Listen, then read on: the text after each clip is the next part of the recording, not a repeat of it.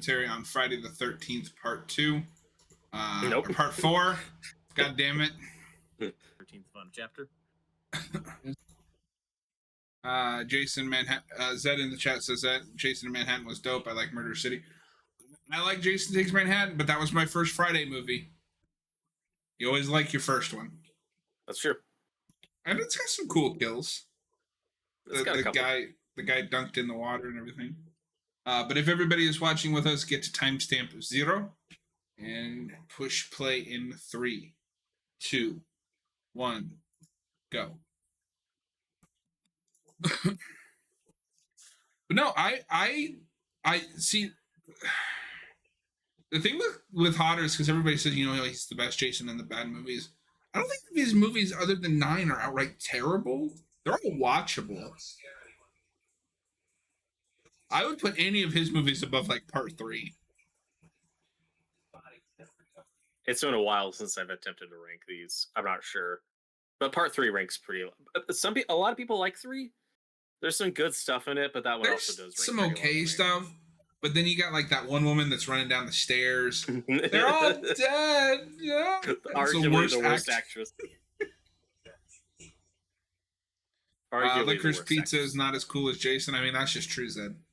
I haven't seen that movie, but I don't think that ever came to streaming to watch. I know it was rentable, but I didn't want to pay for it. Yeah, I still haven't seen it. But even the bad Friday movies, I like all of them. Or they all have something I like. I think the bad Friday movies are better than, say, the bad Nightmare movies or especially the bad Halloween movies. Oh, yeah, I agree. Well, obviously, I like Jason Goes to Hell more than you do, but a lot of people like you who don't like that movie just don't call it Friday the 13th. If you make it its own thing, it's okay. There's a lot of great gore in it. There's some stuff in that movie I like. I've never been so conflicted on a movie as I am Jason Goes to Hell, because I do think it has some legitimately great characters. It has some good gore. But it's not a Friday the 13th movie, God damn it. How do you feel about Baghead, Jason? I kind of like him, but obviously the hockey mask was the correct choice. Why they changed it, right? I've heard a couple different things, so go for it. So the one that I was interested in is because they were accused of ripping off The Town That Dreaded Sundown. I've heard that posed as a theory. I don't know if that's true or not. Have you seen that movie? I haven't seen it, but I'm familiar with it. Oh, okay. I was going to say, look up the poster. It is, identical. Yeah, no, there's a few Baghead killers from, early slasher stuff. There's your favorite kill, because you hate people in wheelchairs. No. Zed says the number 3 is okay. It's okay. 4 is also good. I've heard arguments for number 5. 5 I've come around on. 5 is the most reappraised of the franchise, right? Because that was the most hated one for a long time. I've definitely come around on it. It's not one that I would be like, well, I want to watch a Friday the 13th movie. I'm going to watch, Part 5. Yeah, it's not one of my favorites, but I do enjoy it. God, I just want a new Jason movie so bad. Me too. No, hey, Ted, where's Corkscrew? That's not the line, you son of a bitch. We'll let the subtitles tell us when we get there. I love the way they do credits. It's simple but effective. The music's great. You instantly, just from the credits, will know this is a Friday movie. Mm-hmm.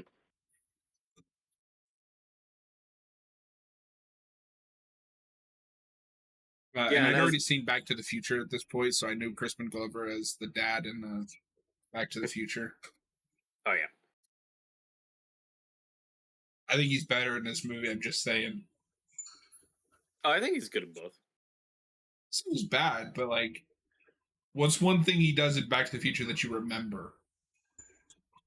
Oh, I mean, the whole romantic subplot, him standing up to Biff at the end. It's his weird mannerisms and stuff that make that character.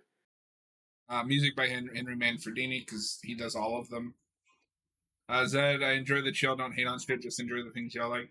I mean, we've hated on some stuff on this channel. And we will hate on some other shit we have to sit through, but we try to keep the disagreements playful. if you've seen it in our videos, I like a wide variety of horror movies. I love thought-provoking, dramatic stuff, and I also love Friday the 13th. I enjoy variety. I like that they give a credit to a screenwriter. I want to know what his job was. Teen dies. Yeah, this movie doesn't have a plot in the technical sense, but I don't care. I've also found with this movie specifically, I am kind of like a sponge. If the person I'm watching it with is not having a good time, I'm not having a good time. Like I told you I showed my friend this movie and she was hating it. That's the worst viewing of that movie I've ever had. That It's makes like, oh, sense. maybe Well, this is boring. And then I watched it on my own. I was like, this isn't boring. What? yeah. Oh, for sure. And like most Friday movies, not much happens for the first half until Jason starts killing people. But in terms of pacing, I think That's this not has true. Crispin Glover found out he's a dead fuck. yeah. And then No, he didn't. And then he found out he's not a dead fuck. that's true. And It with was this very movie, compelling. this opening shot is genuinely impressive. This is a good long take, which are all the rage and really popular now. But Friday the 13th, final chapter, beat Daredevil by like 30 years. I don't know if you have this, but part of what I find interesting about these movies is how much of a relic of the 80s they are. Because most of the people in these movies did not go on to be in other things. That's true, though you do get the weird like just from watching that first movie, who could have predicted that Kevin Bacon was going to be this huge A-list star? That if you have a bad time, everybody's going to have a bad time, big suffice. Yeah. Mm. And the yellow coats kind of remind me of Return of the Living Dead for some reason. So this is where it gets screwy, right? Because he's the slasher, so he has to, come back. But he's not a zombie yet, and we are definitively going to kill him. Do you think it was the hockey mask that saves him? It's that and that big lump in his head. It just didn't reach his brain. I don't think they thought or cared. No, I know they didn't. It's like, these make a lot of money. Oh, yeah. And Paramount was embarrassed by how successful these were. This is a real studio. But they were making money, so this is it. This is the last it always one. just makes Final me chapter. laugh when people are like, oh, studios today have no, morals, and they're all evil. Paramount greenlit 10 movies, or 8 movies that they were embarrassed by. It's all about money. Zed says, oh, are you kidding? Bacon knew he was the megastar. That's why he changed his name to the most widely loved meat in America. Yeah. Well, there's a difference between knowing you're a star and actually being a star. And then, of course, this movie's, the most notable one for having both Crispin Glover and Corey Feldman, early in their careers. That's and it true. shows that they give stand-up performances. Yeah.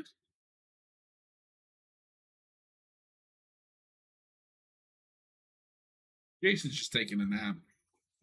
Mm-hmm. And we now have a movie that is basically, what if you followed Jason instead of the kids throughout the movie? And the answer is, nothing happens for 90 minutes. Although that movie does have some of the most insane kills I've ever seen.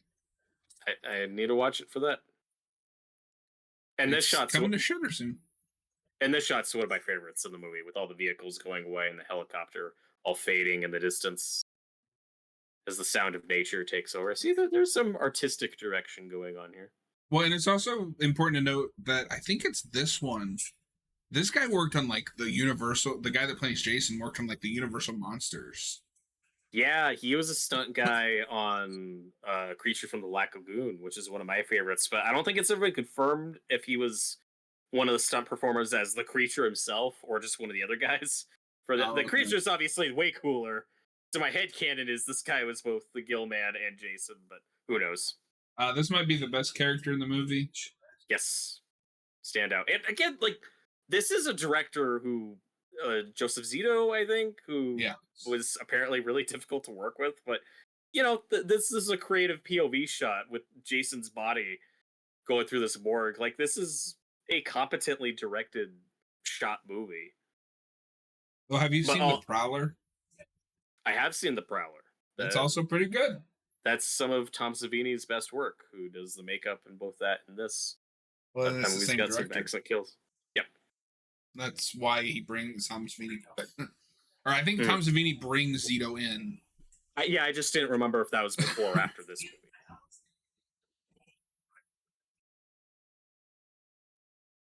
If you believe these movies, everybody in the country is fucking their coworker. Yeah, sure. During work hours.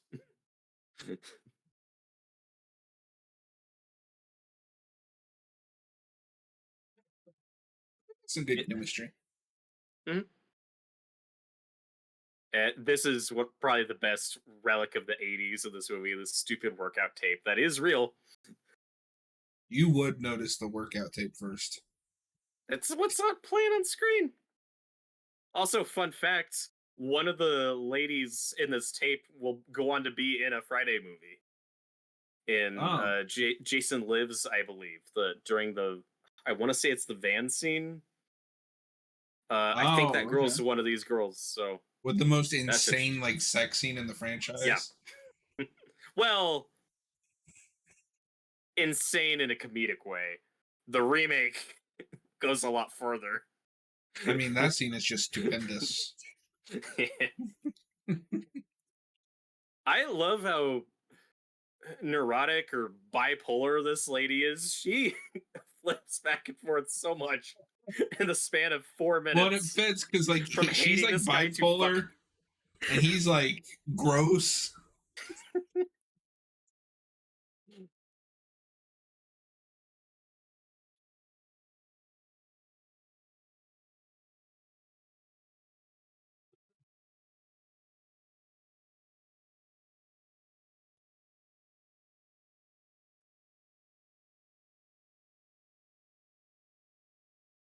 Yeah, this is not the sleaziest film in the series, but it's got one of the sleaziest characters.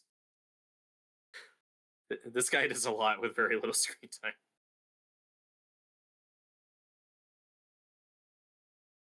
Axel. Yeah, like what the fuck? This is like a whole television show of will they, won't they in 2 minutes.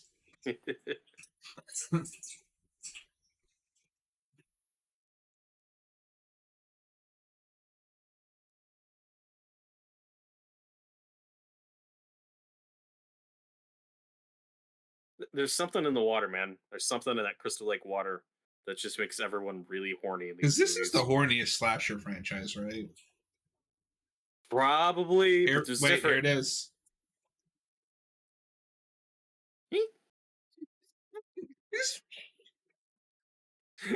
Jesus goddamn. I want to Jesus show Christmas shit. I want to show Cap this movie just for that scene. It's so good. And now she's angry. I'm going crazy.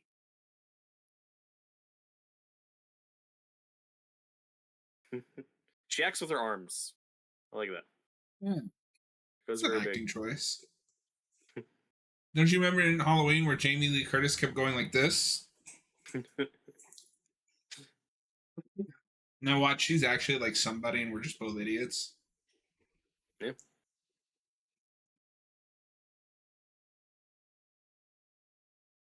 We do have, if it wasn't for the ending, what I think is probably the best kill in this movie coming up.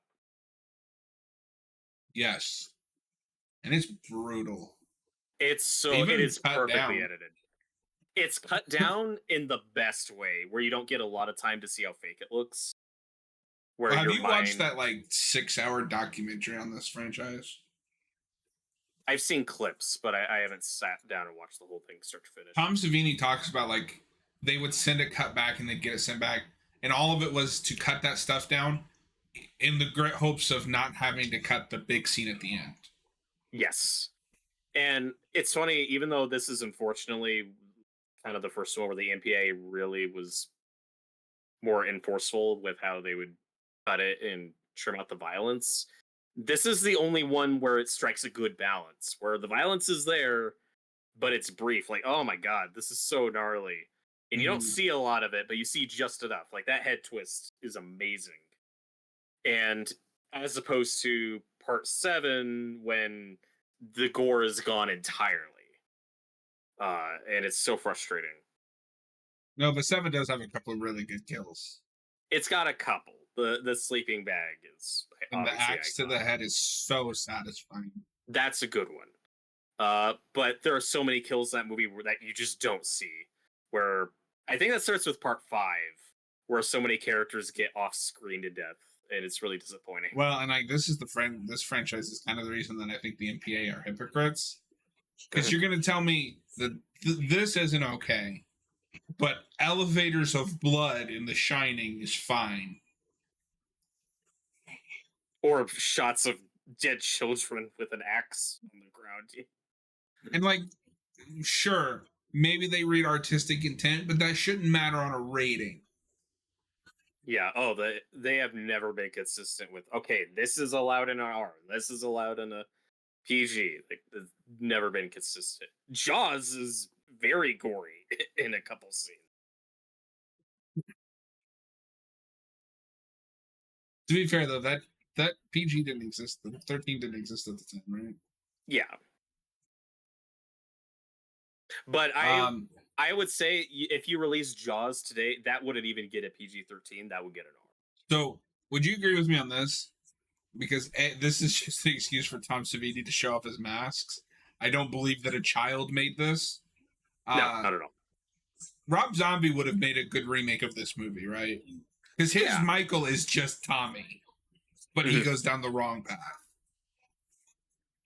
It's so weird that they gave him Halloween when there's so many other franchises. He just makes sense to remake. I don't know you like that movie. So, I mean, okay, but it's weird. But also, if you look at the landscape at the time, he had just come off of Devil's Rejects, which is his best movie. He was the horror guy. Of course, you're going to give him Halloween. I think Have you Friday seen 13th Devil's would have made more Rejects? sense. I haven't. I need to see more of his movies. And that I don't disagree, but A, that came out 2 years later, and B, it's a different studio. Yeah, for sure. And obviously, Texas Chainsaw Massacre had already been made. So weird that you wouldn't give him, a sequel to that. It's so weird it didn't have a sequel. They did that prequel, but it gets a prequel and then it's done. That's what's so bizarre with that era of horror, because you kept pumping out remake after remake after remake. Hardly any of them got sequels, even the successful ones. Like Halloween got Halloween 2. He came back for that and then it was done. It's so strange. Friday 13th remake doesn't get a sequel. Well, and we know there was plans for a Friday the 13th sequel. Like they had. I don't know if they had a finished script, but they had ideas. But I think with the Friday remake, the Nightmare on Elm Street remake derailed anything with that. Because if you remember, they didn't do anything after that with remakes. At one point, I think it was Friday 13th, they almost got another reboot off the ground. That would have been found footage. That was the found footage one, yeah. So that sucked. That would have sucked, so I'm fine that didn't get made.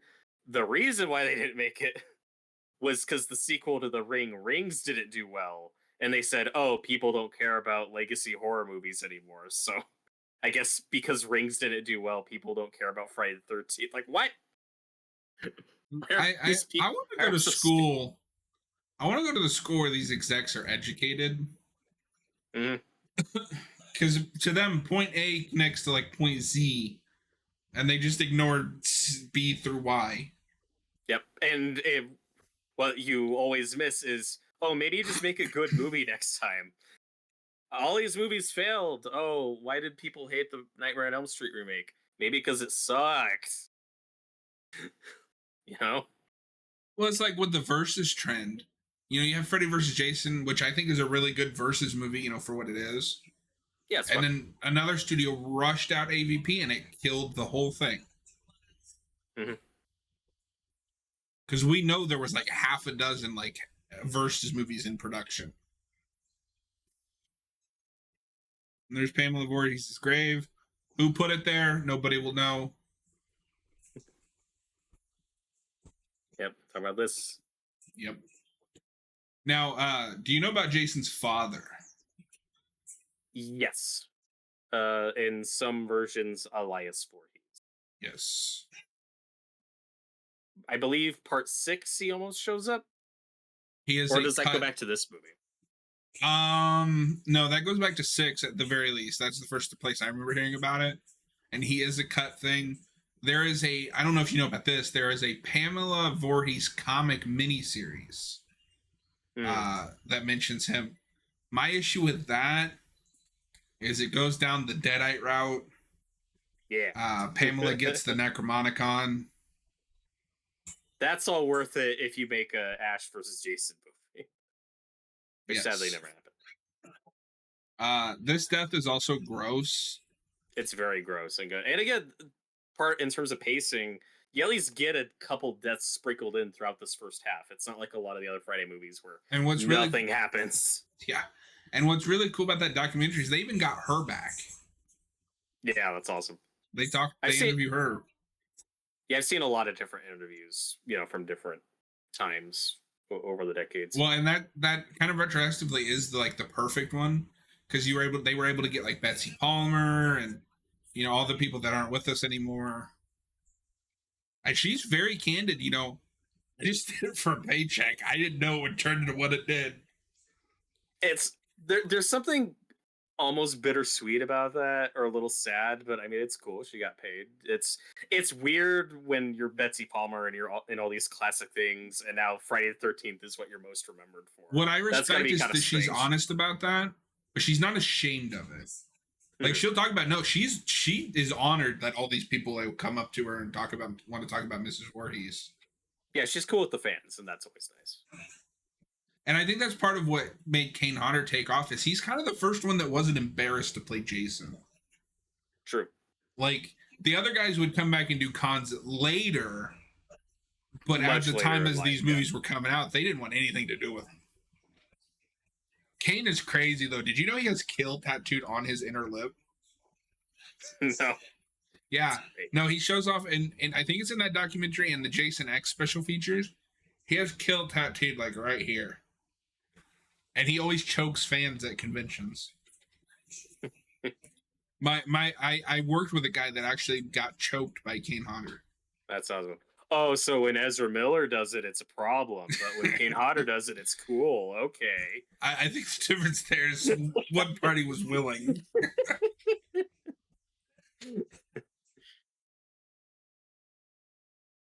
So a problem I have with this movie is a lot of these characters are interchangeable, and I don't remember most of their names. Yes. You mean you don't remember Rick and Sarah? ?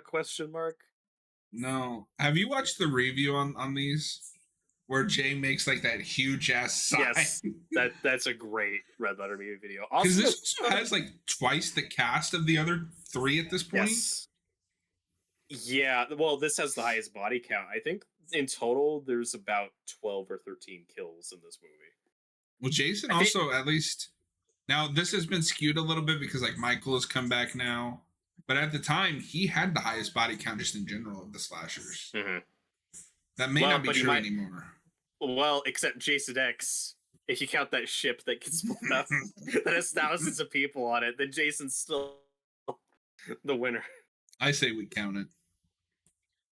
But I will say, these characters aren't compelling, but these actresses are likable. I'm not super bored during their scenes. Like, they do have I buy them as friends. Like, they have good chemistry. We haven't gotten to like the part 7 where there's just the obviously obnoxious girl that you're rooting for to die. And I'm okay with that too. Because when she dies, it's very satisfying. It's a great death. I wish it came earlier in the movie, but it is a great death. And I think what saves part 7 for me, though, is just that final fight is so good. It's the third act makes that movie. That's the big problem I have with part 7 is it's just a lesser version of this. It's just these teens running a house, hanging out, and it's a lot of psychic stuff. But you get the psychic stuff, and then the third act battle is pretty fun. Like, that's what makes the movie. But here, you have Trish, who's not one of the best final girls. Do you often do this when you see a girl undressing in the house across from you? Corey Feldman. Like, what the fuck is he doing? It's weird, but weird in a convincing way to me because he is just a kid, and kids are going to behave awkwardly in that situation. Like, I think it tracks. I mean, I'm not complaining. It's just like, what the fuck are you doing? It's a little bit of that Corey Feldman zaniness. It goes. It's also funnier because you have to imagine he's probably not actually looking at them. Oh no, these were shot in completely different locations. So yeah, what was the direction in that scene? I don't know. But this is a cute moment, where he's pretending to be asleep and his mom checks on him. It's like being a kid watching these movies. If you grew up on these, like I said, the characters are at least likable. Well, it's also funny because like 2 out of 3, he's known for this. He's known for Goonies and Lost Gremlins. Boys. Oh, and Lost Boys. But it was funny to me that he's known for Gremlins when he has nothing to do in that movie. He's a very small part. I think they cut a lot of the scenes, but yeah, he kind of disappears. Also, we have not yet moved. Hey, what's up, Teddy? Teddy says the best Jason film by far. Nah. We're not watching. Okay. We're not watching. You're my part friend 6. now, Teddy. Teddy and I are friends because he's probably named after a character in this movie. But I will say, Crispin Glover has some of the best lines in this movie. No, we didn't bring any swimsuits. As they're skinny dipping, it's so great. We have no suits. I don't know if you have I don't know if you knew this as well, but later on during his big death scene, the Ted guy talks about like he actually got stoned for method acting. Yeah, he's actually stoned during this scene. Man. Yeah, it's funny how fun this movie looks like it was to make, and it was not. This was a hard shoot. And I think that this was shot during the winter, and I wouldn't know watching it. But yeah, these people are freezing. Donovan is with you and Teddy. I will be that's okay. I will be the part 6 stan. Teddy says, I just want a winter Jason film. Well, we kind of got that with Never Hike Alone in the Snow. That's true. But I would like a major production. I know it was either the writer or director of Jason Lives. At one point, he was pitching a legacy sequel to that. That would just be a sequel to that movie. I am baffled that they didn't just bring him back for 7. Right? Yeah, a whole Winter Set Friday movie would be really cool. 6 gets reappraised, but that movie didn't do well at the box office.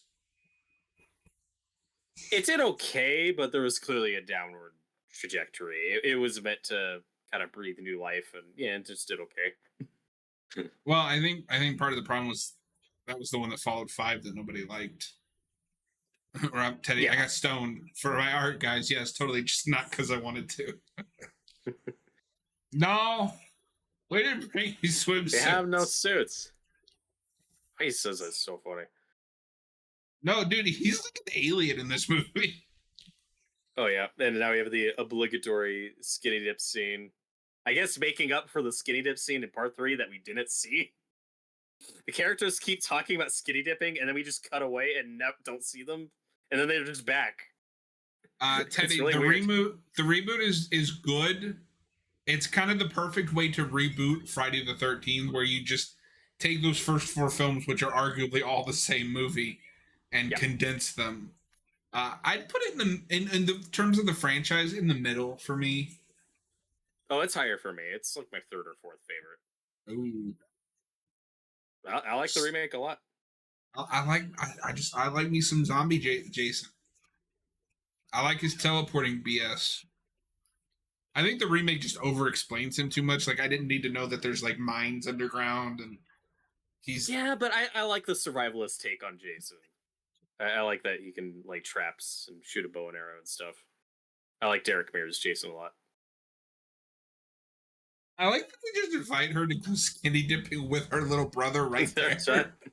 Who has seen so much nudity in the span of 2 days? And it's also funny because as a kid, I was very much that hipster that hadn't seen the first like 4 Friday movies, but I saw the remake and I was like, this is stupid. They got it all wrong. He's like a slow zombie guy. You're one of those guys. Yeah. Yeah.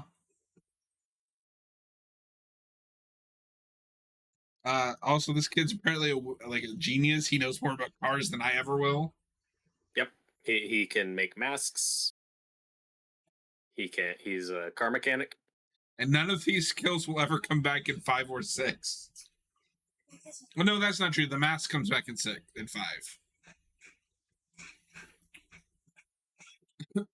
5. Teddy, when do we call a movie a reboot and when do we call it a remake? Is the same thing. So I mean, I guess with Friday the 13th is more of a remake because it is specifically remaking like multiple Friday movies. A reboot is like begins to 89, where you're not remaking 89, you're just starting over. Yeah. That word has also shifted, kind of its meaning a lot because people used to describe fucking anything as a reboot. Well, that was also before, because that was like in the early 2000s, right? Before we got the remake craze. Because even something like Alien Resurrection, which we would just call a sequel, I think that was even pitched as a reboot.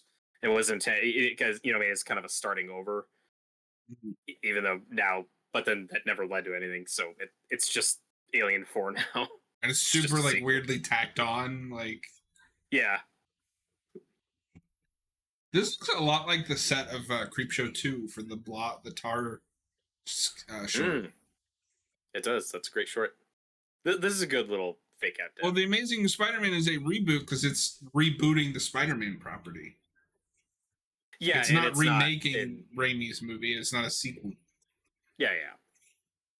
That I'd call a reboot.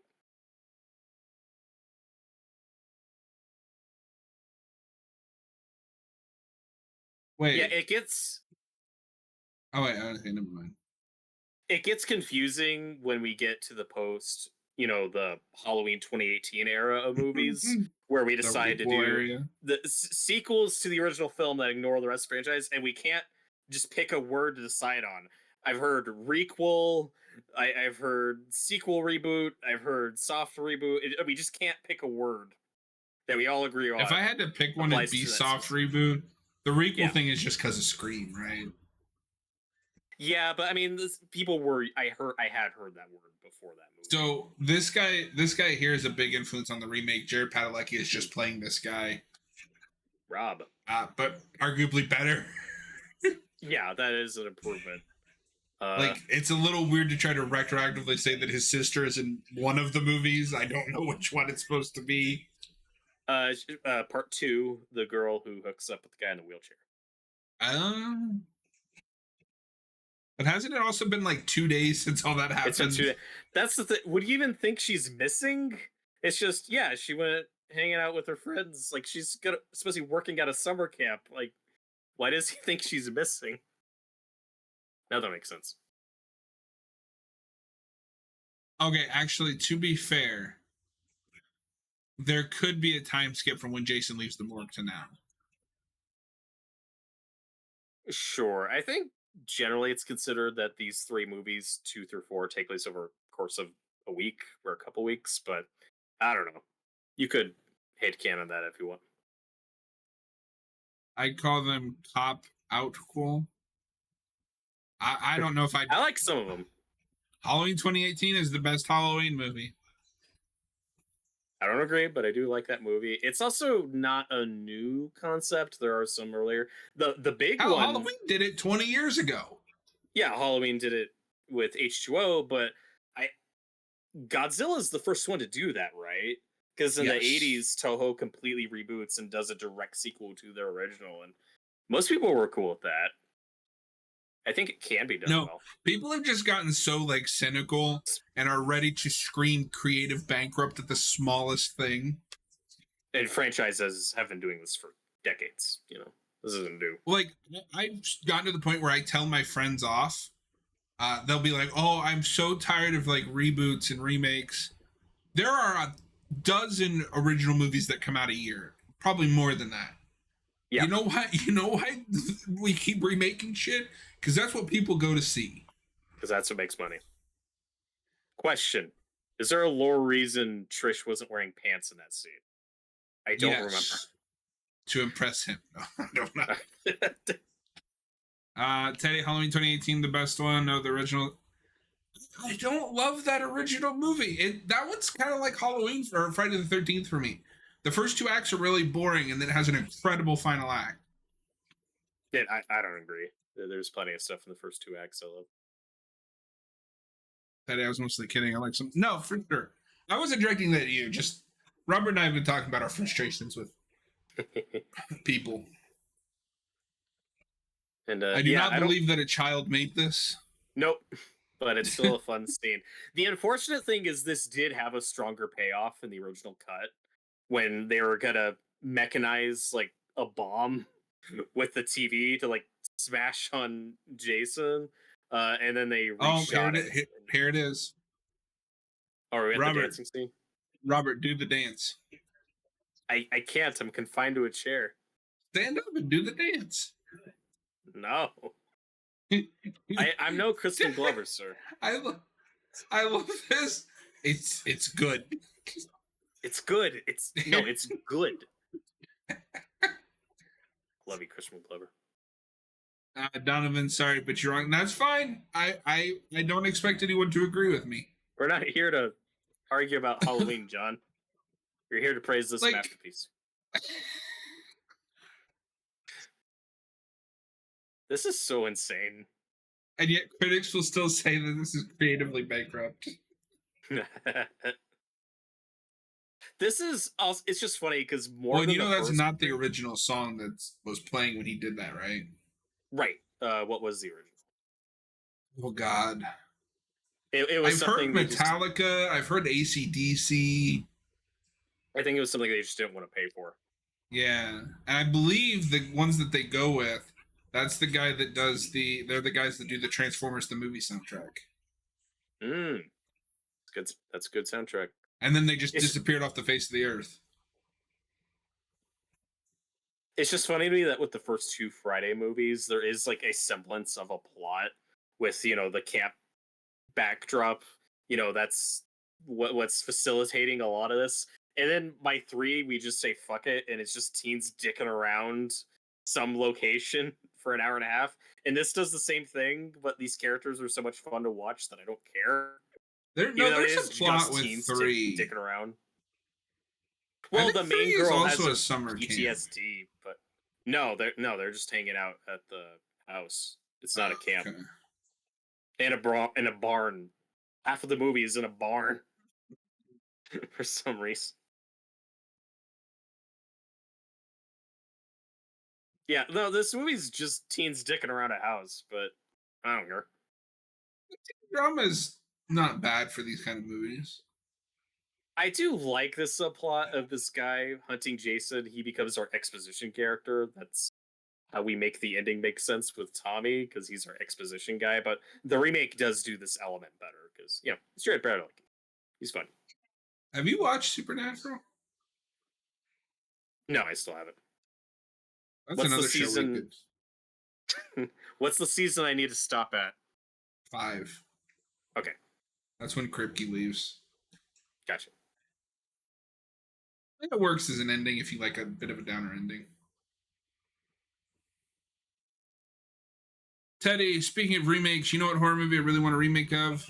Magic. Their one with the puppet in the movie doesn't make it obvious the puppet is actually alive or if it's in his head. What? Sounds familiar, but I haven't seen it. Wait, is that movie that Raimi was talking about making? I'm not sure. I told you I didn't like that. Oh, Jimbo. You're my favorite. He thinks that's funny. He thinks that's a funny thing he's doing. Just everything he says is so good.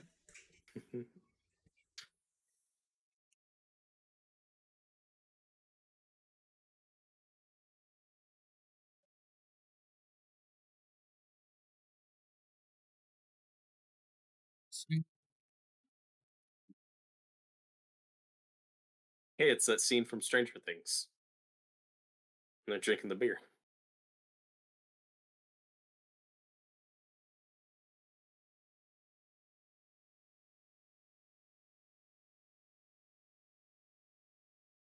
Oh, apparently he's directing a new movie for 20th Century Studios. He must Oh, he cool. must like working with Disney. I'd like to see more work from Raimi. I did hear that he was working on a new horror movie.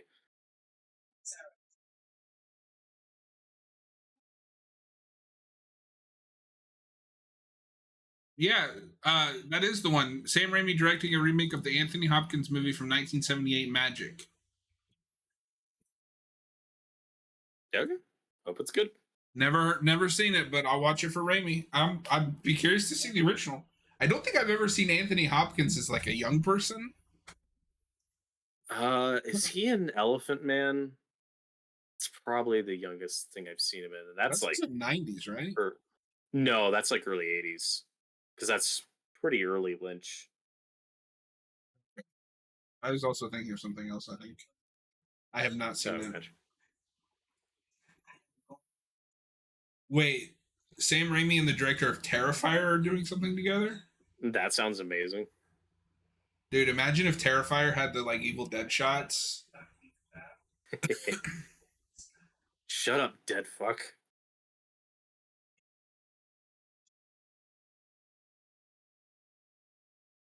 I also like that half of them came here with a girlfriend, and by the end of the night, there was someone else. Yeah, well, it's because the twins show up and balance the scales. How much do you like the twins and think they contribute to the plot and the inner turmoil of these characters? They really make the plot stand out, if you know what I'm saying. Speaking of plot,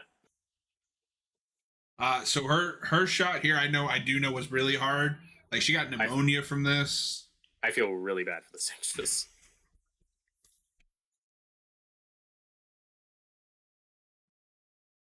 Yeah, and these movies continue to perpetuate, I guess, this myth that, yeah, people just really like skinny dipping alone in the middle of the night in a lake. Sure. And who put that raft there? Whose raft is that?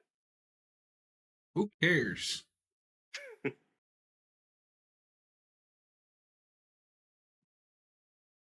Robert, I don't think you understand what this movie is about. Naked women. Oh. I know I heard something, but it might be that they're working together to Sam's production company. I did hear that Crawl is getting a sequel, which I have not yet watched Crawl, but I still need to see that. I've heard it's fun. I like the director. He did the remake of The Hills Have Eyes. Oh, cool. Yeah, I would have thought that had been like a up and coming director. So yeah, he's been around for a bit then. I don't know if you've seen that, but it's pretty good. I've heard. I need to see it. And it's one of the few remakes where it is kind of just a shot for shot remake of the original, but it's allowed to go to the places that the original just implied. So it depends on how much you like to see that versus it be implied. I've heard that The Crazies is also a good remake. You know, I would say The Crazies is better than the original. You're not alone. I have heard that. The original is not really a zombie movie. It's more of like I don't know, like a weird political thing, anti-government movie. Oh, that makes sense for the era. And it's Romero. Yeah. Honestly, much I love the Terrifier films. I kind of want to see what other movie Leon can do. Yeah, sure. Let him finish his trilogy. Yeah, after part 3, it would be nice to see him do something else. But I'm looking forward to part 3. Paul. Where's Paul, John? He does a specific thing here that just makes this look so much worse. Oh yeah, this is one of the standout kills of the movie. It's brutal. He sells the hell out of that in wrestling terms. Mm-hmm. Wrestling's kind of like a slasher. You gotta make it look good. It's just funny that these movies were so panned and hated by critics. And it's like, these are the ones put out by real studios and have some competent filmmakers behind them. There was so much garbage from this time that is so much worse than these movies. Art in a Christmas setting was a great idea, says Teddy. I agree. Larry Jr. Hey, what's going on, man? The only thing is, they should have just released it around Christmas time. It is a Christmas slasher coming out in October. Yeah. And yet Nosferatu is coming out, I think, around Christmas. Mm-hmm. That should be an October movie. I agree. I look forward to seeing that when it comes out to digital. Now, this is definitely, though, the slowest part of the movie. And if you're watching this with someone who's not enjoying it, this is where it's really going to show. Yeah. Because at this point, nothing's going to win you over if you're not like. But I have to say, just like having gotten past that, these two have some nice chemistry. Yeah. I'm rooting for Crispin Glover to not be a dead fuck. Me too. And the twins are fun. Larry Jr., what is your favorite Friday film? Mine is Part 6. Let's go. Larry knows what's up. Mine is also Part 6. Part 6 is great. Welcome in, Larry. We are glad to have you. Robert, I'm thinking this was a good idea. Yeah. Did Teddy say which one his favorite was? Teddy, what's your favorite Friday the 13th movie?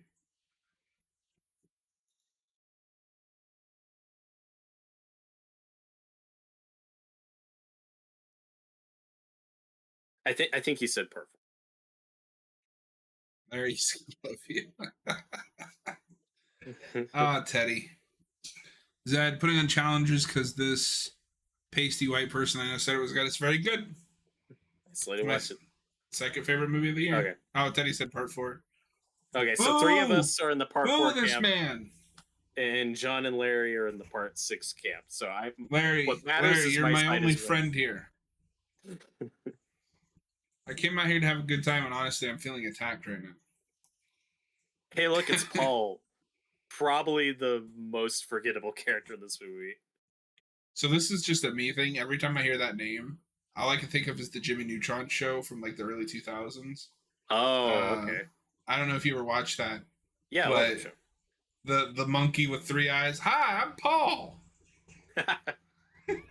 That's great. Well, I thought you were going to say you were confused because Part 2 also has a Paul with the iconic Paul, where's Paul ending. One of the few characters whose fate is ambiguous. It keeps me up at night. I've heard the novelization. I've heard the novelization actually has like an answer. Larry, have you all played the Texas Chainsaw game? I have. Robert hasn't because he's a fraud and won't buy a PS5. That's true, because that's a lot of money. I'll get it at some point. Oh, okay. This is one of like the top 5 kills in this movie. This one's brutal. Oh, this one makes me cringe, like in a good way.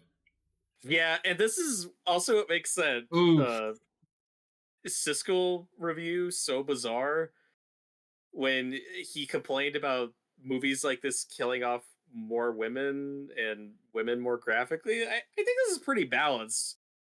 No, Jason is an equal opportunity killer. I also think this technically has more male deaths. Yes, I have done the math. I thought you were going to say you watched the kill count. I have, but it's been a while. I think Larry, real quick, Larry says you can play it on Xbox One. It's not that he can't play it on PS4. It's I can't play it with him on PS4. Right. Yeah. I mean, if you want to play the game again at some point, like I can just hang out and chat. Like if you're in the mood to play it, I might join you and talk about it. I do want to get it. It just sucks that the PlayStation 4 version isn't, cross-compatible. This all looks great. Hmm? Yeah, it's kind of a shame that, this director made some competent, good stuff, but also knowing, at least on this movie, he was a total pain in the ass to work with. My favorite thing about this movie, though, is the guy that plays Jason in this hated Corey Feldman. I like to get a little semblance of like stuff like this where like Jason just ruined this guy's 10. Ruined his At life. least I'm assuming it's Jason because we never see any kind of like wildlife in any of these movies. Oh, that unless a bear split that gun in half, I'm pretty sure. It was Jason. Maybe he did, swatting it around. Larry loves it. Teddy says Siskel can Siskel my. Whoa, this is a family channel. No, I do want to get that Texas Chainsaw game. It looks fun, but man, I love that Friday game. We did play some Evil Dead, and that stream did well, so we should do that again. That's true. That was one of my favorites. I played that Evil Dead game many, many times. That game is peak. Yeah. Yeah, I think there was an interview, years later after the fact where Ted White was like, Corey Feldman, he was a good actor. What are you going to do? Yeah, no, he said Corey, he never said Corey was a bad actor. He didn't like him as a person.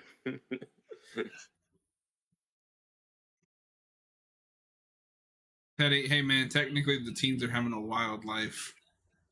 That's true. The Teen Titans. Have you ever seen the adult the Robot Chicken skit? Fuck, what was it? Oh, where the Scooby Doo gang goes to Camp Crystal Lake. I don't know if I have. I should. I'll have to send that to you. I have seen the Scooby Doo. I loved Robot Chicken as a kid. Me too. I had a big Robot Chicken phase, mainly because of all the Star Wars stuff. I had just kind of like a Adult Swim phase, and I think it was when I was a younger teenager because on the weekends it felt so badass to like stay up and actually watch Adult Swim. Like I really like that home video show that they had on. Larry, if there are no teens in Friday the 13th, there is no Friday the 13th. That's true. The interpersonal drama with the twins is so awkward. Like, she just told her sister 5 minutes ago, hey, smash that guy, go for it. And now she's calling her a slut. What changed? Well, she went to the same bipolar school as that nurse from the beginning. Oh, gotcha. And the skill coming up is pretty cool with the shadow. I think this means we have to lighting. play the Friday the 13th game soon. We should. God, the player base on that sucks. Yeah. And it's so broken, and like we can give it a shot at some point because that is such a fun game. If not, we can play Evil Dead. Yeah. That's a good idea. At some point, we'll do Friday the 13th. But if it's just a failure of a stream, we'll just put on Evil Dead and switch to that. The Evil of the Dead. We still got to do commentaries on those. Mm-hmm. Peak horror. That's true. One of our many commentaries. Do you want to sleep in my bunk? Like, I don't even know who this is. And it's Discount Kevin Bacon. Oh, yeah. I do like this girl. She's very innocent. It's kind of a bummer when she gets killed. She didn't deserve it.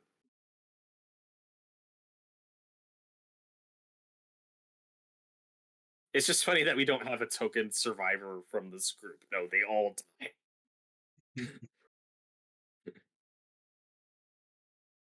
This scene also now reminds me a little of that scene in Pearl when they're watching like the old vintage porn. And it's really awkward. All right, Teddy. Okay, you said your favorite Halloween, your favorite Friday the 13th. Now, favorite Nightmare on Elm Street. 3 for me. I go back and forth. I can say 3. I'll agree with you today. Might change my mind tomorrow, but I flip back and forth. I like 1. 1 is also very good. Equally. I think 3 just has a better ending. It does. When I first saw Nightmare on Elm Street, because I saw that one kind of late. I mean, I was like 18, 19, but still trying to catch up on a lot of the big classics. So when I finally watched Nightmare on Elm Street, I get to that ending. I'm like, am I going to be that asshole who doesn't like the ending? Because that's the only part that kind of let me down. And then I found out, oh no, that's actually the super divisive part of the movie. Larry says mine is the first, or actually Freddy versus Jason. Freddy versus Jason isn't a bad pick. So, Robert, sometimes at least in the realms of horror, you make me feel really old. Because I remember watching those when I was like 14. I bought my dad the VHS set at the time where all the tapes would come together to make a picture of Freddy, and Those are so that's cool. how I watched those. Did your set have New Nightmare? Yes, until my 'Cause sister ruined it. But because it I did have think New Nightmare. I could be incorrect. I want to say that set was originally just the first 6, but then they tacked on New Nightmare and re-released that with that added. But I could be wrong. Teddy, okay, now Child's Play Chucky. Child's Play 2. Yeah, I like the first 2. It's like the only correct answer. Again, it depends on the day for me, but Like there isn't a bad Child's Play movie, but like I feel like you could definitively say 2 is the best one. 2 is pretty great. I do love me some Seed of Chucky though. Mm-hmm. Violence is bad, not violence. Violins. Violence. Goddamn screeching sounds ruining the country. And I like Bride of Chucky. So that's the worst death in the movie. She doesn't even die. Just the camera comes up on her. It's the one example of a character getting off screen to death in this movie, which will happen many times. In this case, she literally just got screamed to death. Yeah. Although they did shoot something else with her. Have you seen this deleted ending? I have not. So, because the first 3 all had fake out dream sequence deaths, where our final girl would have a nightmare and then big jump scare, oh, it was just a dream. This was intended to continue that formula where Trish, it's like in the morning and she hallucinates this thing where she goes upstairs and finds her mom in the bathtub and her eyes are white, and then Jason pops up behind her and it was a dream sequence. So that would have been kind of an extra bit for the mom than just being off screen to death. So it's really creepy. It's really effective, but I get why they found it kind of unnecessary. I don't think the movie needs it. Mm-hmm. And I think most of the Friday the 13th movies don't quite nail the ending, and this one does. So I'm fine with it, but it's an interesting deleted scene. Eddie changed his mind. No, not Seed. Curse. Curse is also really good. I like that one has a little too much straight to DVD cheapness for me. Like it's still good, and I think it's in my top 3. But I think Seed being 2 being more theatrical. 2 has really impressive animatronics and effects. And I like the TV show is great. We're gonna get to all of that eventually. I like the first season. You know, we still haven't done a single Child's Play movie. Like a review or a commentary? Nothing. That's surprising. Well, because we put a pin for in a while that. there, Noah and I were just doing Shutter Shuffle. We didn't really get back into it hardcore until you joined the channel. Welcome back, Larry. Good to see you. My fellow Friday 6 appreciator. So, how do you feel about Trish? How do you feel about this movie's final girl? She's fine. I have a hard time calling her the final girl when this is more of a final boy movie. Yeah, she's the closest approximation to and that. Also, she might have died. I don't know. Well, she doesn't die, but maybe she does between movies. Larry wants to know, what is your favorite horror character ever? Ash Williams. That's the correct answer. If you're talking about killer or Jason. But I do like Trish. I like this actress. I think she's pretty good. I like these scenes with Rob. What are you trying to do? Kill me? As he holds a machete. And okay, so do you have this? Because a lot of the killers that have signature weapons actually use their signature weapons. But like everybody thinks of Jason and a machete, but like that's almost carry a machete. He does sometimes, but very. Well, it's absurd in like Jason and Freddy versus Jason, where he has like a sheath for the machete and like just carries it around. Yeah, he gets one in part 6. He uses it there a lot. But yeah, that's weird. Because this one, you do get a machete, but Jason never uses it. Teddy, Larry, the best horror character is Kevin McAllister. That would be a good trivia question, though. Like, what is the first Jason kill with the machete? Oh God. It's either wheelchair guy or the guy who's hanging upside down who gets caught in that trap. I think that's a machete. Yeah. No, It's that one of is a those two. machete. Because my favorite thing And- about that one is that machete looks like a plastic toy. Yes, and he uses the wrong side. I mean, I guess it would be sharp, but it still looks awkward on camera. Larry Jean, in the Friday game, it suggested that everyone Tommy knows died. I always thought the implication was that he killed her. Right at the end of this movie, I never got that. It's just kind of a creepy. Tommy might be messed up. But it's also hard to tell Also- because we do that twice. Yes, but also like if Tommy kills his sister, then he's getting locked up somewhere more. So he's not going to the halfway house in part 5. They're not putting murderers on the honor system. Zed says, I'm shocked that neither of you have replica machetes for this vid.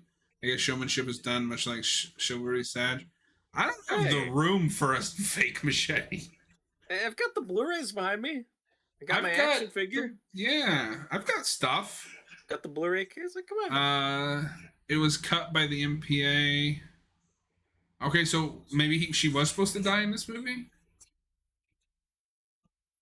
No, I think it's just what I was talking about earlier, like the fake out scene with where she sees her mom and then Tommy. Jason appears behind. Why do we set up Tommy to be the next Jason twice and then do nothing with it? Yeah. Right. Teddy, does Art have a signature weapon or just use whatever? No, he's like Jason where he just uses whatever. Yeah, like he does. Jason does use a machete. No, see, he does say, "Where the hell is the corkscrew?" No, it's just death. Yeah. This is also like a top 3 kill from this movie. No, it's so painful looking, and then it's sad because the best character in the movie died. Oh, Larry said it. No, I mean in the machete kill in part 2. Oh, okay. Yeah. Hey, Ted, where the hell's the corkscrew? That's what I should title the commentary when I upload the edited version. You should. Yeah, Jason is damaged by machetes just as much as he uses them. Because in part 2, he takes a machete to the shoulder, and this one he takes one to the face. Well, and I think it's part 3 has my favorite like knife scene where like he's backing away from the knife. Mm-hmm. This movie also loves to break windows. Yes, a lot of broken. Oh my god. Yeah, she might be alive. I don't think so, Tim. That's a good stunt. Whoever did that stunt, good job.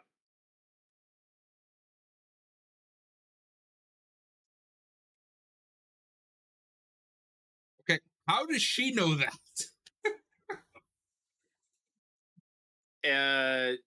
Earlier in the movie, her mom was reading a newspaper where you saw the headline. But how does she know that's who killed his sister? How do they know his sister's dead?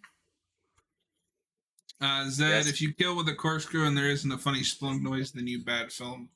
He doesn't get killed with the corkscrew. Yeah, he just takes it in the hand. Part 8 breaks the most windows, I think. Maybe. Or no, part 6. I'd have to. I don't think there's a lot of broken windows in part 8. No, I read it. I think he said part 6. Or am I having a stroke? I'm reading part 8. Okay, no, that does say part 8. I don't know. I don't know what's happening anymore. It's really cool how much they nailed the geography of these houses in the game. Like when you see that doorway. Like, oh, I've been there. I saw it happen.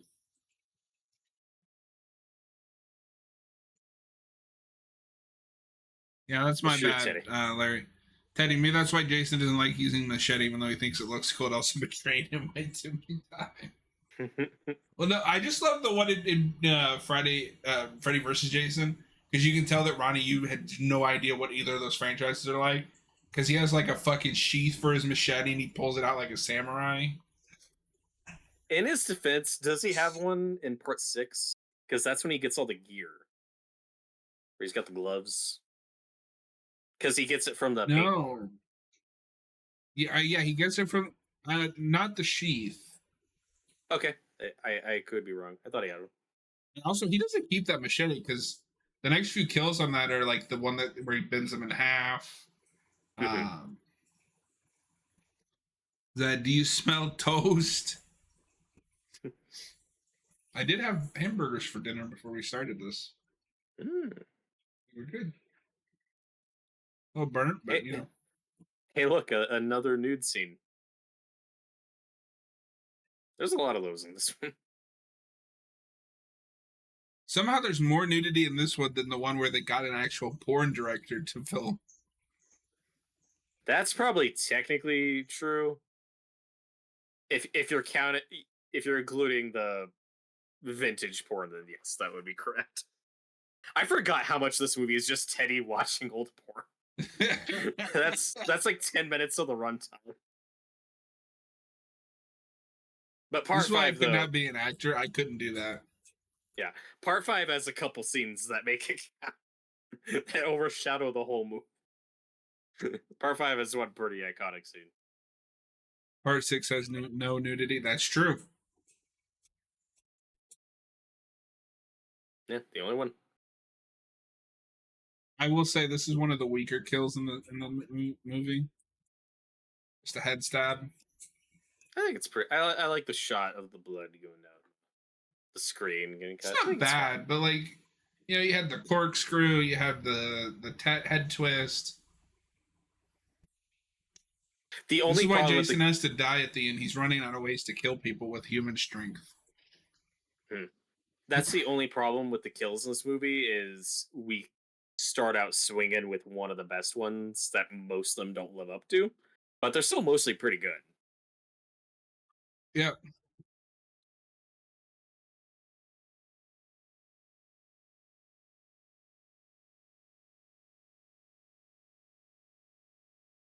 I think I'm in love. This rivals the head crush for me, or the saw one. This one's good. Yeah. And I Classic appreciate that little Savini detail. Like, yeah, you know, this is young love. Like, she's head over heels. Well, too bad, bitch. This is why I don't like that modern perception of slasher movies where, well, you're supposed to hate the characters because you want to have them, you want to see them die. It's okay if some of them are annoying, but I still like most of these people. I'm fine with the like couple later being ones, like Friday the 13th Part 7. I think there's enough likable characters. Yeah, I just find them kind of bland. But there's a couple okay ones. I like the love interest. I like the weird, like, sci-fi guy. I do like him. He looks like a young Matthew Perry.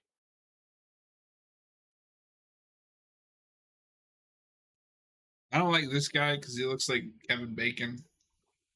Yeah, this is our movie's not Kevin Bacon. But we do have one of our first like close-ups of the hockey mask, which is pretty cool. Hey, Bolly, I'm fighting Jason.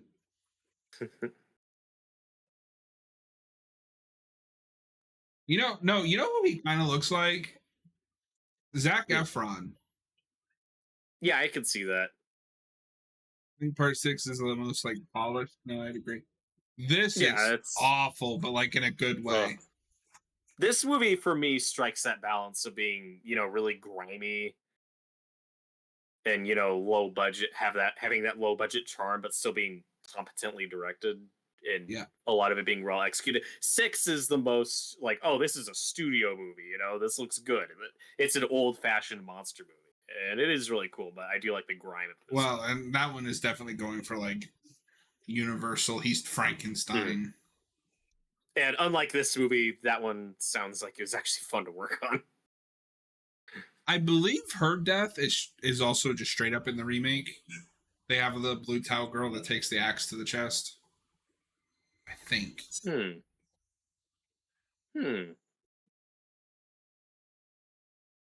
She does have a great death, I think. Yeah, it's really sudden. I don't think you're correct. The only axe throw you get in the remake is when he hits the guy and then tries to use him as bait.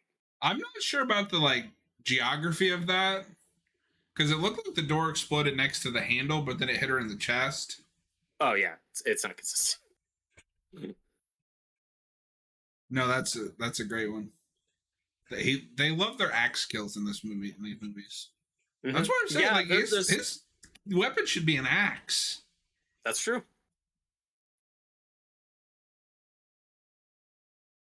Yeah, he gets the fire axe in part 8.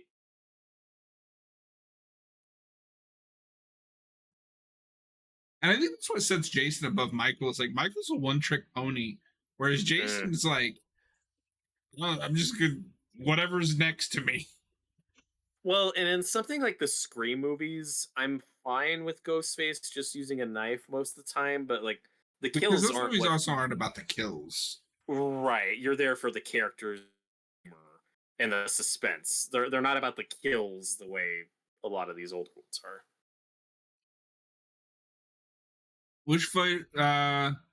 Which famous slasher has the highest body count if you count only their first 2 movies? Well, probably not Jason because he doesn't get any in part 1. So they only have 1 movie. Probably Chucky. I think Michael. Well, no, because Nightmare 2 has a big body count. It's Michael or Freddy, because Michael gets a lot in Halloween 2. And Jason. And last I read, it was like Freddy gets like 10 in 2. Because you have that big like party scene. And I think Nightmare 1 probably has more kills than Halloween 1. No, Nightmare 1 has 3. Okay. Because they kill Rod, they kill Johnny Depp, and they kill Tina. I think those are the only 3. And her mom? Question mark. I don't know what's going on. When you get to that movie, I don't fucking know. Larry Jason has more fun with his skills. Yeah, exactly. That's true. He's a showman. He's a. Oh God, I'm dumb. I completely forgot about the fact that Jason isn't even the first film. He's in it, kind of. You see him for a second. Larry, Michael or Leatherface? Who is winning? I got Michael on that one. Yeah, it's a shame because Michael is debatedly supernatural. Leatherface is just a dude. Yeah, but if it's part 1 Michael versus part 1 Leatherface, I don't know what happens if Michael's chopped up in a bunch of pieces. Like, does he reconstitute himself? Well, I think that's my big issue with that movie is they can't decide how supernatural he is. Like, they say he's the boogeyman, but what does that mean? I'm fine with the ambiguity. Also, in this movie, missed opportunity. That scene would have been way better if when Rob and Trish are walking through the house, if the old porn was still playing. And they're like, oh God, like, what the fuck are these weirdos? Teddy, okay, rephrasing the question, only counting the first 2 movies they're in. They're probably Jason, right? Because all of the movies have a pretty big body count. But not, part 2 has like 5 or 6. Part 2 doesn't have a huge body. Friday the 13th, part 2 body count. Let's check the kill count. Okay. Can I guess before you say? See if I'm right. Yes. Okay, so there's the couple not in chronological order. There's the couple in the bed, that's 2, and then the girl is stabbed after that. There's Crazy Ralph, that's 4. Wheelchair guy, that's at least 5. And then Alice in the opening. Okay, that's 6. That's more than I realized. And then maybe Paul? Question mark. And then the guy hanging upside down. So unless I'm missing something, I'm gonna say 7. Paul's ambiguous. Might be 8 if they're counting Jason. But I'm pulling up the page for 3. So per the kill count, there are 9 in part 2. Oh, okay. I forgot some. Alice, Crazy Ralph, the deputy, Scott. That's one. Yeah. Mark, Jeff. Okay. Sandra, Vicky, and Terry. Although Terry is debatable because you just see the body. Yeah, so part 2 and part 3, like that's about probably 20 kills or more. And part 3 has 12. I think that's higher. We could probably reference this. Has he done the Halloween movies yet? Maybe, but they're probably older ones. I don't think he's done recounts on that yet on Dead Meat. But Michael kills a lot in the second one. So in Halloween 1, there are 5 deaths. In Halloween 2, there are 10. So Jason wins by like 5. Nice. Cool. My boy. And with Jason in part 2, I was only saying because, like, if you don't count the sequels, like, he's clearly dead at the end of that movie. But of course, they make a third one. No, and it's not. Well, you get him jumping through the window, but that's a fake out. That's a dream sequence. But yeah, he's hitting the shoulder with the machete. And realistically, he should be dead, but then he's fine in part 3. Realistically, he shouldn't be alive in the first place. Shut up. Larry agrees with me. Jason doesn't get killed. But Rob does. Because he's killing me. He's killing me. God damn it, Rob. Now your parents have to bury 2 children. You fucking idiot. And apparently they did this because, like, this really happened somewhere. Ugh. I don't care. It's still dumb. And you can't see anything. I think it works. Oh, God, he's killing me. Wait, did she just go back down? Oh, yeah, the geography's... Yeah, okay, she is going back on down, and now they're just gone. Well, Jason isn't able. But Jason can teleport. He's getting some teleport in. He just did it. He's like, what the fuck was that? How did I do that? He hasn't mastered it yet. Oh, he's hiding under the stairs. It's the people under the stairs. I don't know if you've seen that, but it's very good. I do. Oh, I still need to see it. Yeah, it's on my list. No, what I find funny about this scene is he starts shouting, he's killing me, like, before he's getting hit. Yeah. He jumps the gun. And this scene's also very... took the time to crucify that guy. It's Christopher Glover. Yeah. I love how she's gonna go... She's gonna do this, but she wouldn't just step over the girl who's laying in front of the other door. Just walk around her. You don't need to do this. I think she also has one of the craziest stunts. Yeah. Teddy, I feel like Jason could see Michael kills and be offended, like, oh, come on, have some pride in your art, you hack. Where's the creativity? I mean, that's my problem with all of those sequels. Yeah.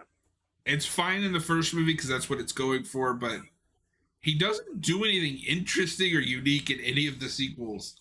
Unless you watch the producer's cut of 6 where he knocked up his niece, but that's not the good kind of interesting. No. Yeah, people are going to quote you on that. Oh, hey. I like how he hung him up and he's just like, get down. No, I love this. Though, when the hand goes through like, the spike, it's like, ooh. That's a good bit of gore. I love what we're going to get here where she's like taking so much time to board them up, and then he's just going to come crashing through. Like the Kool-Aid man himself. One of the things that I found very interesting hearing Tom Savini talk about the first movie and this movie is one of the most important parts of special effects is the psychology of it. And also, one thing that I will give them credit for is they will remember the continuity of Jason.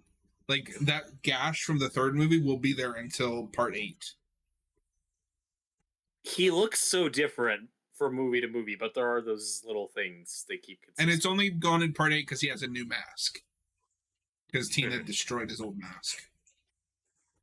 Yeah, and in part 5, it's a different mask. Part 5, it's a... Spoilers, but it's a different person. That's a different guy. And it's equally as not solvable as Friday the 13th Part 1.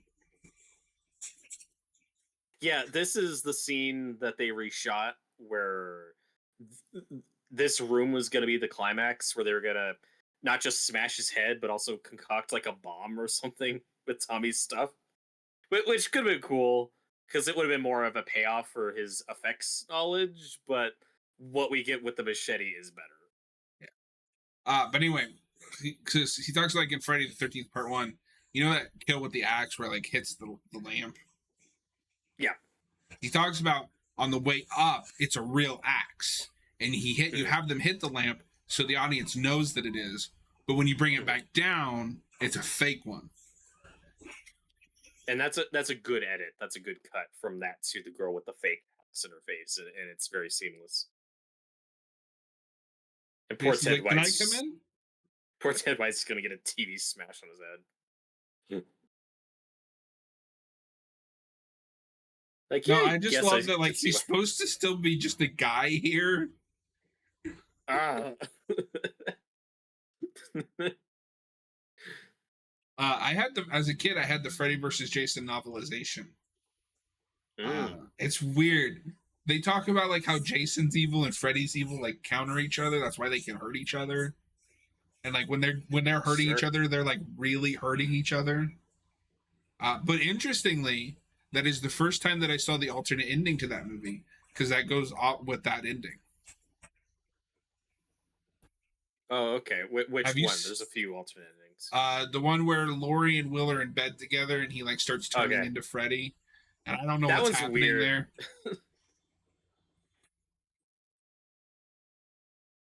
And then, spoiler alert, I think there's a later comic that she pops up in, and that is killed by Jason. So her and Will show up in Freddy versus Jason versus Ash, and are killed immediately. Why? I was like, all right. I like how Jason has to like decide which one to go after. This scene's hilarious. No, this Jason runs too. Mm-hmm. I want to see Freddy versus Art the Clown so bad. I just want a new Freddy movie. That would be a good matchup. Or Art the Clown versus Jason. That's cool too. I think the only risky risk with that is neither of them talk. That's true. Like Freddy versus Jason worked because I think about this sometimes with them and Batman and Superman. They're unintentionally complete opposites, right down to the way that they died. And because Freddy versus Jason has the clunkiest line of dialogue ever. One died by fire, one by water. How do we use that? My headcanon is the ending of Friday 8 with the toxic waste traumatizes Jason, and that's why he's afraid of water in Freddy versus Jason. That's how that makes sense. I think that makes perfect sense. He's in the dream world. Yeah, but he's in water in this movie. Like, he's in water in a bunch. But that's what I'm saying is it's not that he's scared of water in the real world, but he's in Freddy's dimension where his fears are heightened. Okay. And also, Ronnie, you didn't watch the other movies. But no, that's never bothered me because even in that movie, he's never afraid of water again when he's in the real world. Okay. I think they were doing something there.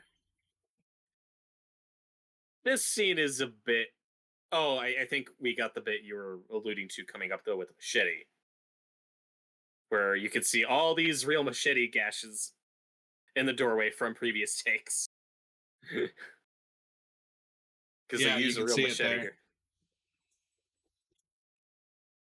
Is it? No, it's part 2, Jason. I think that had to go to the hospital because he got his finger smashed. And he like went in full makeup. I like the way this one goes. It's like, eh. This is very similar to the ending of part 3. But I think a little better. No, it's much better. Though the stuff with Tommy here is a little clunky and a little forced. Where he just goes through these newspaper clippings and very quickly decides, I'm going to shave my head and look like little Jason to fuck with him.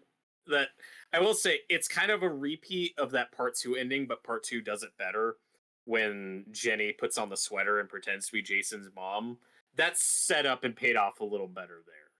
Well, that comes from a place, right? Like, she's a child psychologist. She's using her skills. This is just trying to give Tommy a payoff for his interest in makeup. So it's something. Part 2 did it better, but the scene's still fine. It's all worth I it for the will kill. say, I'm not a fan of this Jason under the mask.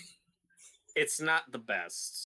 Part 3, that if there's anything Part 3 does better, I think the Jason face makeup is better. This goes too far for him. He's still supposed to be a human. Yes, and he's so deformed that it's just clearly a mask because there's like no expression articulation. It's just a goofy face.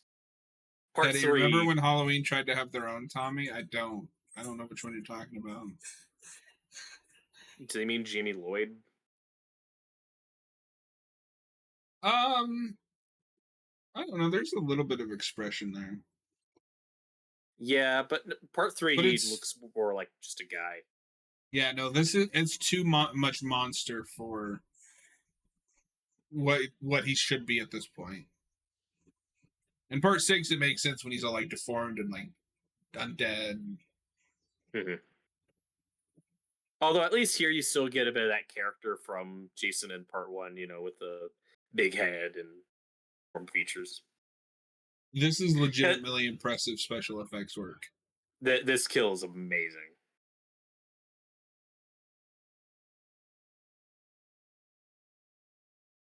So He's good. he won't stop moving.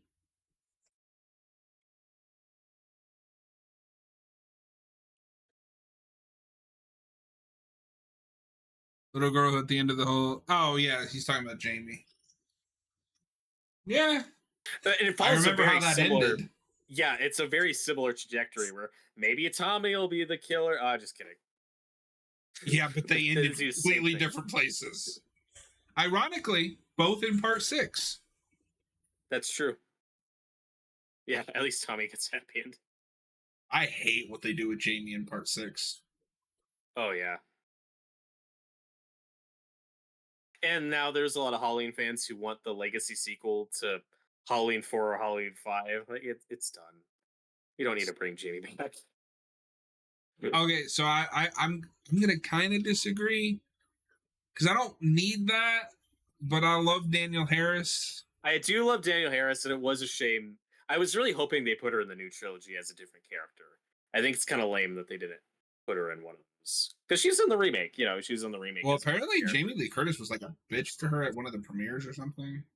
Oh, that's a shame. Yeah, it would have been cool to see Daniel Harris pop up. What a cut. Larry, if could be a plot for a Friday film, what should it be? Put a bunch of people in the woods and have them fuck and die. Yep. That's the plot. We keep saying winter camp. Winter Yeah. camp.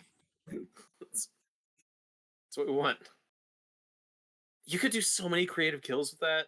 With ski equipment. What cop talks like this at that moment? It was perfectly fine. He's like in an anime. It's gonna be just fine. Can you turn on another light instead of this blinding lamp that's radiating heat? I like Halloween 4, but the rest of that era of Halloween sucks. Yeah, I don't think 4 is terrible. It's not great, A lot of but people like 4. It's okay. It's arguably the first soft reboot in that franchise. Mm-hmm.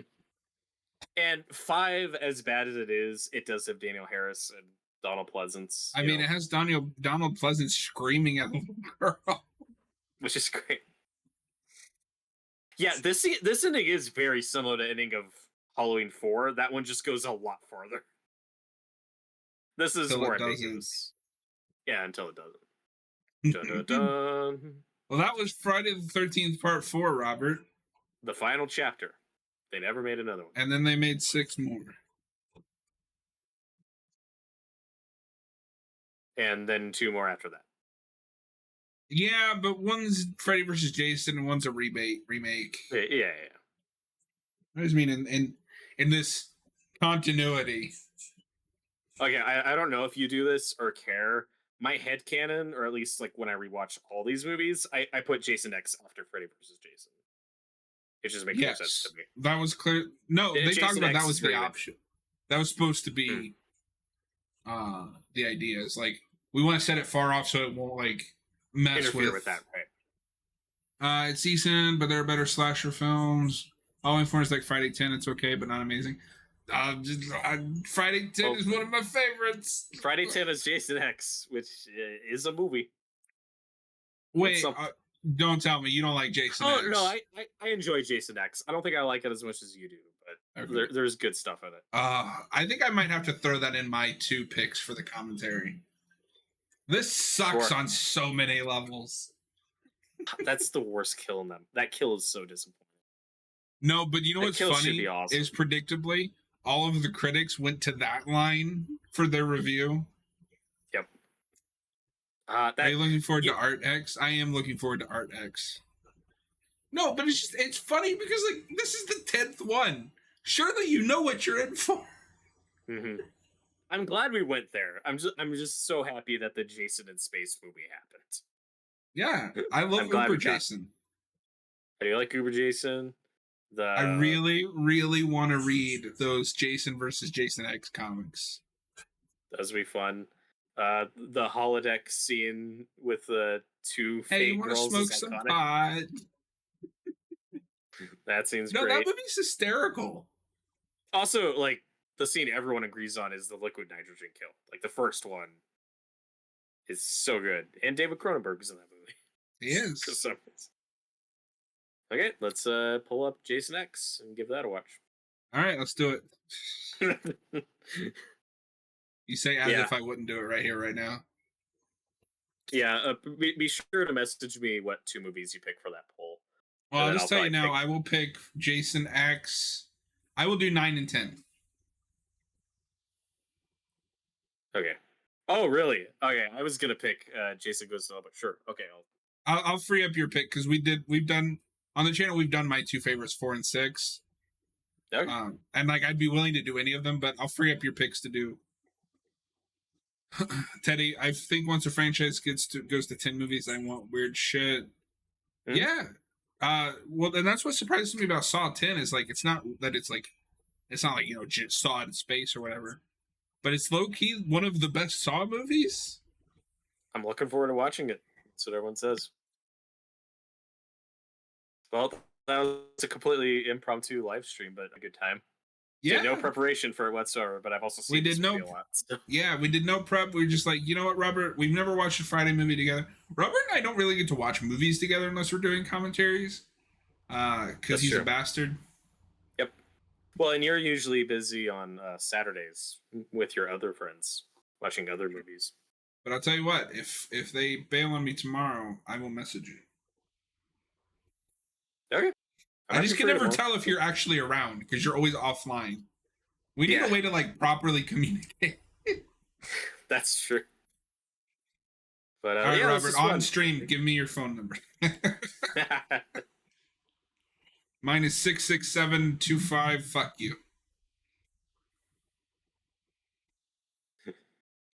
But no, Robert, I had a lot of fun. I like Jason killing people's. I gave that a 4 because I don't know if we can actually review any of the I've reviewed. Oh, this is 5 out of 5. This is a 4 out of 5 for me. Actually, no, I did review the first 4 and the remake with Josh.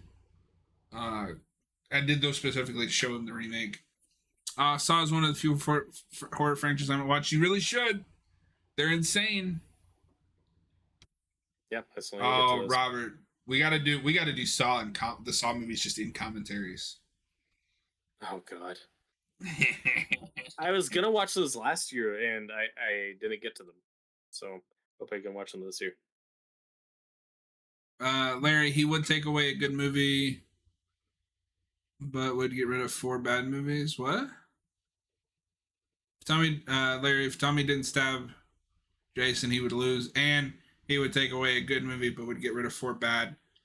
There's no bad Friday the 13th. Come on now. That's true. These are all great films. They are. Well, we'll be back September 13th for another Friday the 13th. Yes, we will be doing another Friday the 13th next year. Next month, because there is a Friday the 13th on that month. Robert is going to pick 2. I will pick 2. We will throw it up in the community chat, community poll closer to the date, so you don't have to pick right now.